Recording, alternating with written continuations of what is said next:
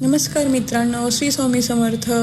आज मी तुम्हाला दाखवणार आहे गावकडचं अस्सल पारंपरिक जेवण. तर आपल्या आजच्या थाळीमध्ये आहे चाकवताची भाजी आणि गरमागरम ज्वारीची भाकरी आणि भात.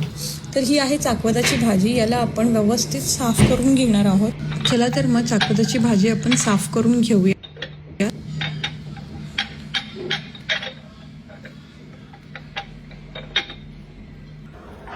ही भाजी चवीला एकदम छान लागते आणि खूप पौष्टिकही आहे.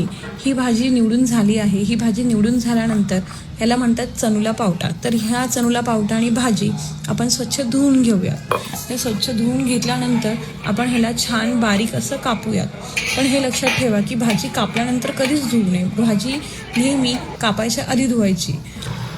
तर आता कुकरमध्ये आपण भाजी टाकूयात आणि त्याच्यामध्ये चनुला पावटा. हे आहे शेंगदाणे आणि तुरीची डाळ. माझ्या ह्यांना शेंगदाणे आवडतात म्हणून मी शेंगदाणे ॲड करते. तर याच्यामध्ये आपण थोडंसं मीठ आणि हळद घालून भाजी हलवून घेऊन हे झाल्यानंतर आपण याला झाकण लावून शिट्टी करायला ठेवून देऊयात. तर याच्या 3-4 शिट्ट्या व्हायला हव्यात, तेव्हाच भाजी छान. तर आपण हे मिरचीचं वाटण करूया. यासाठी आपल्याला मिरची, लसूण आणि जिरे लागणार आहेत. हे वाटण करून घेतलं आहे आणि आता टोपामध्ये आपण थोडंसं बेसन पीठ थोडं हलकं गरम करून घ्यायचं आहे लाल होईपर्यंत. त्यानंतर आपल्या चवीनुसार तुम्ही त्याच्यामध्ये मिरचीचं वाटण घालू शकता. मी 2.5 चमचे वाटण छान तेल येईपर्यंत त्याला भाजून घ्यायचं आहे. आणि आता ही भाजी जी आहे ती आपण फेटून घेऊयात. फेटून घेतल्यानंतर भाजी छान एकजीव होते. ती भाजी फेटून घेतल्यानंतर आपण ती फोडणीला देऊयात. फोडणीला दिल्यानंतर त्याला 10-15 मिनटं उकळी येऊन देऊयात आणि तोपर्यंत मी भात लावला आहे. तर मी भातामध्ये मीठ टाकून ते हलवून घेतलं आहे. आणि हे भात माझं लहान बाळ खातं, ते 10 महिन्याचं आहे. तर मी त्याच्यामध्ये थोडंसं तूप टाकते की जेणेकरून भात सॉफ्ट होतो. मग आम्हा सर्वांना चहा प्यायची इच्छा झाली होती. तर मस्त अद्रक कुटून मी चहा करायला घेतला. चहाला उकळी झाल्यानंतर मी त्याच्यामध्ये दूध ॲड केलं. चहाच्या वाफ्यात विरघळतं सारा चिंता आणि चहाच्या घोटात मिळतो एक वेगळाच आनंद. हे झाल्यानंतर मी लगेच भाकरी करायला सुरुवात केली. भाकरी करताना हे नेहमी लक्षात ठेवा की भाकरीचं पीठ हे छान मळून घेतलं की भाकरी खूप मऊसूद असे होतात. सो मी भाकरी करायला घेतल्या. 2 भाकरीचं पीठ एकत्रच मळून घेतलं. एका भाकरीचं पीठ मी साईडला करून मी एका भाकरीला सुरुवात केली.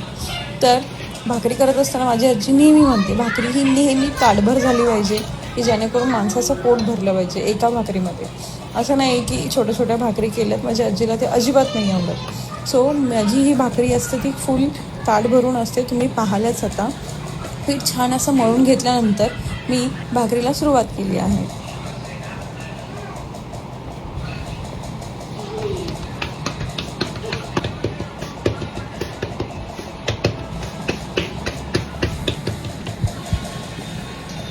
ही आहे माझी भाकरी. बघितलं तुम्ही. आता ही भाकरी मी तव्यामध्ये टाकत आहे. तव्यामध्ये भाकरी कधी पण थपकीन नाही टाकायची. ती टाकली की भाकरी तुटायची शक्यता असते. तर ती हळूवार छान अशी टाकून त्याच्यावरती प्रेमाचा ओलावा देत छान असं पाणी लावून ती भाकरी मी छान करून घेतली आहे. ती झाल्यानंतर थोडीशी त्याला पचून देऊन आपण त्याला पलटी केली आहे.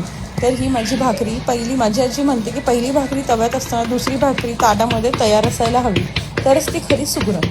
तर माझी ही दुसरी भाकरी प्लेटमध्ये तयार आहे आणि माझी वरची भाकरी जी तव्यात आहे ती अजूनही भाजलेली नाही, म्हणजे मी खरंच सुगरण आहे. तर ही भाकरी भाजून होत आहे. तुम्ही बघालच माझी प्रत्येक भाकरी ही अशी लुसलुशीत आणि खूप छान फुगते.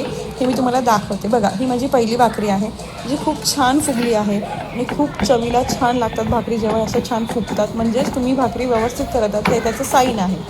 सो ही भाकरी झालेली आहे करून. ही दुसरी भाकरी आहे. म्हणते की नेहमी पीठ हे कधीच वाया घालवू नये. तर हे काढून ठेवलं कारण पिठाची किंमत आणि धान्याची किंमत ही शेतकऱ्याशिवाय कोणालाच कळत नाही. मी एका शेतकऱ्याची मुलगी आहे. सो ही भाकरी मी भाजून घेतली आहे. ही दुसरी भाकरी आहे.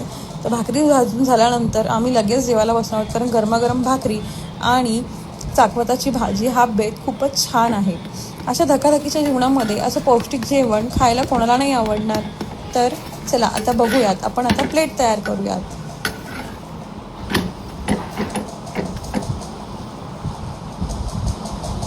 ह्या आहेत माझ्या भाकरी. हे आहे चाकवताची भाजी.